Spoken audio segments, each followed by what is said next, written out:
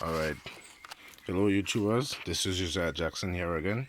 I finally, after a very long time, got a little camera and some parts that recently came in from eBay for the vehicle.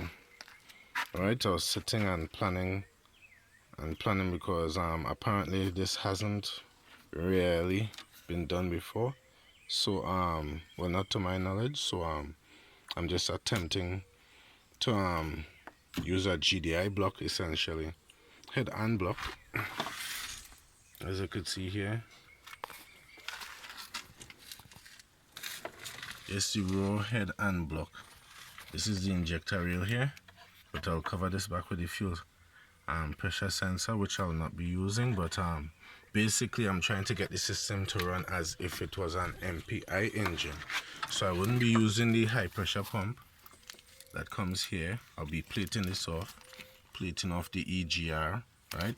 I'll still be using these low impedance injectors here. Alright, these are 1000cc. You can't see it, right? But these are the injectors here. These are what you'll be using to the vehicle normally, right? But I will not be able to use them back with the normal injector plug here. Reason being that since they are low impedance injectors, you'll have to get an injector driver, just like the GDI system. Let me show you one from a 4G15 GDI. Right, this is an injector driver packed from a 4G15 GDI. This is the harness it belongs to. This is from a 4G18. This is a mess, but this is the jack for the injector driver. But what this really does, this opens the injector with 100 volts, and I think it's about 4 amps. Alright, you could correct me if anyone else out there knows specifically, but I think it's about 100 volts, and it's peak and hold, so use 4 amps to open the injector and 1 amp to hold it open, then close. So I need one of these systems essentially to talk to my ECU in order to open the low impedance injectors. All right, okay, so essentially what was holding back the project is a couple of things, and I had to purchase stuff from the United States in order to get it to see if I can get the entire project up and running. All right, well, this is a 4G93 stage 3 pressure plate and clutch from Clutch Max, available on eBay for about $90 US, but it was cost about $600 and something to clear for those in Trinidad and Tobago. So let me see, it could be around $1,400, right, for the entire kit, right, after clear.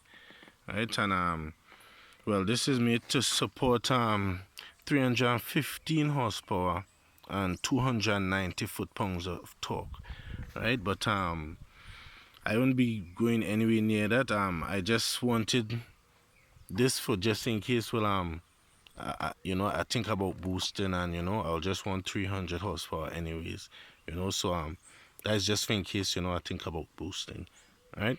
But I bought one already and sold it to an individual, and drove the vehicle, and it drove normal. Right, so I bought one again and put one in my vehicle. Right, now the problem was that this is a 4G93 flywheel, but it's for the CB versions with the engine on the left hand side of the vehicle. So what was happening is that when you put it on and the starter, and you try to start, the starter doesn't come in contact with the teeth at all. They don't mesh. the starter will just come forward and just spin, right? So I wasn't getting no contact with the flywheel, but I realized, well, apparently it was too far up. The ring itself was far up on the flywheel. So I had to look, and what I actually type in eBay, because I know the American versions were different. Them had the 4G. Yeah, man. The 4G94 flywheel, right? It's a 4G94 flywheel I bought here, and it is dual mass. I don't want a dual mass, but it's all I could find for, 100 US dollars, 106 US dollars, right? But it is a dual mass flywheel, right? It will provide comfortable driving, but my concerns about dual mass flywheels is the durability long term. Since this material back here, it will be spring loaded after a while, it will need to change. Usually Mitsubishi recommends the flywheel change with the clutch and pressure plate. So versus a single mass flywheel like this one, it will just be pure metal, hence single mass, right? Excuse the rustiness, but I have no use for it because it cannot work. But if you notice, it is the difference between rings. This is for the 2005 Lancer.